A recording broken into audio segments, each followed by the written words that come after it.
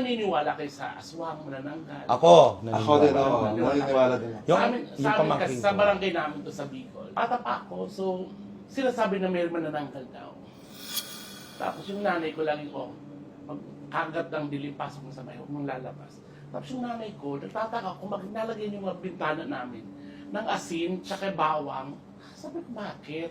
Tapos yung pala, kasi may kinakakatakutan doon manananggal. Kasi sobrang, siya pinakamalakas sa lahat ng manananggal. Kasi siya pag leader. yung manananggal, may lahi silang makukulang.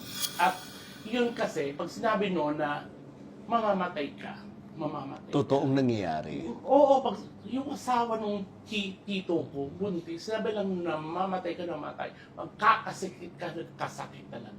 Ganun sila ka-powerful. Pero kasi, gusto maghiganti yung kapatid ng tatay ko, yung namatay yung asawa, na buntis, bilit at kinakain daw. So gusto niya maghiganti, kaso wala siyang ibang maisip na paraan. So ang ginawa niya, tiniming niya na yung manananggal, yung lilipad ng madaling araw, na lilipad. So nung nahati yung katawan, lumipad na, di ba? Tapos ang ginawa niya, binantayan yung hati ng katawan. So nilagyan niya yung kalahati ng katawan ng Asin, di ba asin? hindi, tahong. Mga tahong. Tahong ba? Oo, yung may oriented na tahong, mga expired na gatas. Ano yung dagat? Oo, yun nilagay niya. Tapos mga papayang overripe. Tapos wala pang 5 minutes, nag-alboruto yung tiyan. Walang kaalam-alam yung kalahating katawan nasa taas. Hanggang sa nadumi yung nadumi yung... Kalahati. Kalahati.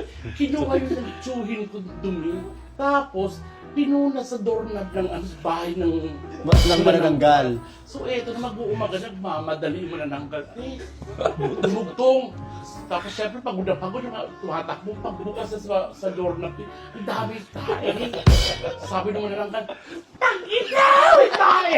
Kanino mang tae ito? Mamamatay! So namatay yung ano? Namatay yung manananggal. Namatay na chewing yung kapatid ng tatay. Kasi kahit anong sabihin niya, natutupad. No? Parang ganon. Walang ka-effort. Ang galing, Ahon no? lang, tsaka expired na gatas.